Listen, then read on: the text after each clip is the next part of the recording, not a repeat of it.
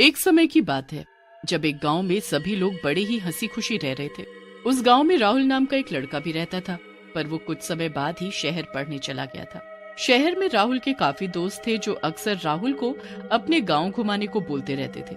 एक दिन कॉलेज की छुट्टियां पड़ी तो राहुल ने सोचा कि क्यों न इस बार वो अपने दोस्त को भी अपने साथ गाँव ले चले। वो इस बारे में सोचता है कि तभी उसके दोस्त वहाँ जाते हैं। अरे राहुल, क्या सोच रहे हो? अरे मैं तो तुम सबके बारे में ही सोच रहा था। हमारे बारे में? पर क्या? अरे मैं इन छुट्टियों में अपने घर तो जा ही रहा हूँ, तो सोच रहा था कि क्यों ना तुम सब भी इस बार मेरे साथ चलो।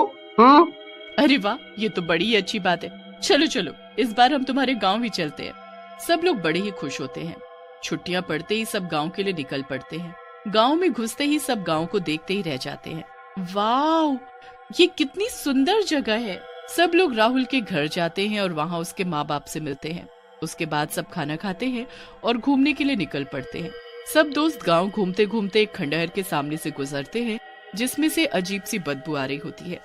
उस खंडहर के बाहर एक बहुत ही घना पेड़ होता है जिसके ऊपर एक मटका लटका हुआ होता है। उस मटके के ऊपर एक लाल कपड़ा भी बंधा होता है। अरे मीना, ये देखना, इस पेड़ पर ये मटका कैसा है? अरे होगा कुछ, हमें क्या। अरे तुम दोनों यहाँ क्या कर रही हो? यहाँ कोई नहीं आता। पर क्यों? पता नहीं, बस यहाँ के लोग बोलते हैं कि यहाँ कोई बुरी आत्मा रहती है। हाँ, वो इसी मटके में है, तभी इसमें कपड़ा बंधा हुआ है। राहुल की बातें सुनकर दोनों सहेलियां बहुत ही डर जाती हैं और वहाँ से चलने को बोलती हैं। इन सब की बातें सुनकर मनीष उनका बहुत ही मजाक उड़ाता है। अरे ये सब बकवास है, तुम लोग शहर में रहकर भी ये सब सोच रखते हो। देखो, अभी मैं इस मटके को फोड़ता हूँ, इसमें कोई भूत वूत नहीं है। अरे भाई, ये सब हरकत मत करना, वरना बहुत बड़ी मुसीबत आ जाएगी। अरे भाई, कुछ नहीं होगा, देख। मनीष एक पल में उस मटके को फोड़ देता है। जैसे ही मटका फूटता है उसमें से खून गिरने लगता है। सब खून देखकर एकदम पीछे हट जाते हैं। अचानक आसमान में बिजली कड़कने लगती है और बारिश शुरू हो जाती है। चारों तरफ खूनी बारिश शुरू हो जाती है। तभी सबको जोर से हंसने की आवाज आती है। तभी उनको अपने सामने एक चुड़ैल दिखाई पड़ती है। मैं आजाद हो गई आजाद हो गई। अब ये खूनी बारिश सब बर्बाद कर देगी। मैं इस गांव पर राज करूंगी, राज। चुड़ैल आजाद हो गई, भागो यहाँ से। हे भगवान, ये सब क्या हो गया? ये तुम्हारी वजह से हुआ है। अब ये खून की बारिश नहीं रुकने वाली, सब बर्बाद हो जाएगा।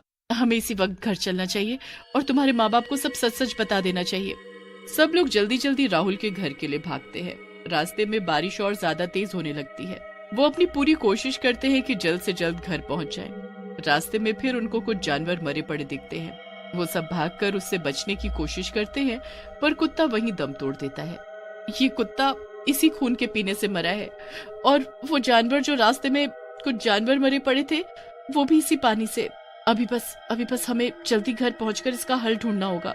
वो सब फिर आगे बढ़ते हैं तो गांव में हड़कंप मचा हुआ होता है। सभी खून की बारिश से डरे होते हैं और खिड़कियों से छिपकर बाहर देख रहे होते हैं। जल्दी से वो चारों राहुल के घर पहुंचते हैं। उनको हांफता देख राहुल के माँ बाप उनसे वजह पूछते हैं तो वो उनको सारी बात बताते हैं। हे भगवान, ये तो तुमने अनर्थ कर दिया, अब तो सर्वनाश हो जाएगा। इतने में बाहर से किसी के हंसने की आवाज आती है। सब एकदम चौंक जाते हैं। माँ, बाबूजी, ये वही चुड़ैल की आवाज है। अब हम क्या करें? बाहर तो जाना ही पड़ेगा, चलो चलो जल्दी। सब लोग बाहर जाकर देखते हैं तो चुड़ैल उस खूनी बारिश में नहा रही होती है। मैं आजाद हो गई, आखिर मैं आजाद हो ही गई। अब इस गांव में सर्वनाश होगा, सब खूनी बारिश का पानी पीकर मारे जाओगे। हे भगवान, ये तो वही चुड़ैल है। आखिर इसे मटके से किसने आजाद किया? चुड़ैल बस हंसती रहती है और वहाँ से हंसते हंसते चली जाती है। अब पूरे गांव में चुड़ैल का हड़कंप मच जाता है। राहुल अपने दोस्तों को किसी को कुछ भी बताने को मना कर देता है।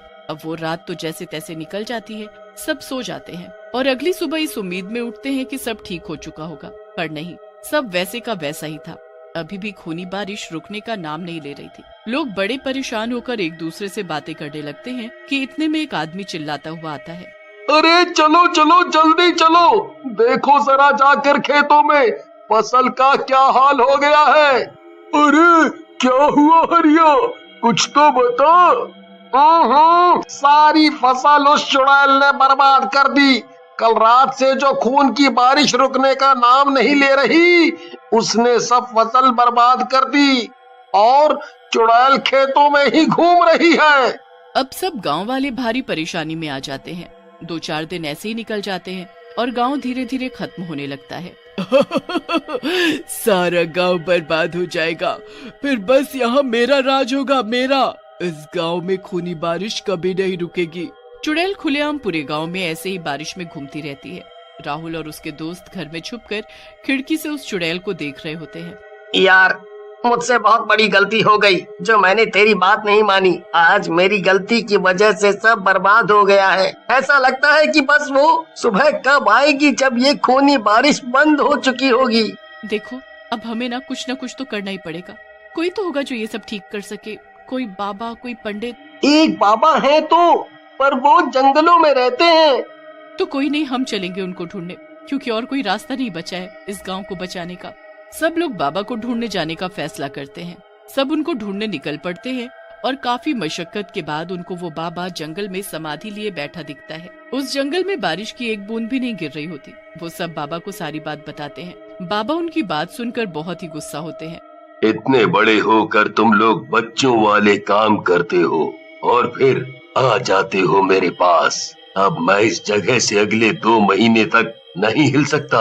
अब जो करना होगा तुम में से किसी एक को करना होगा। क्या करना है बाबा? गलती मेरी है तो मैं ही करूँगा।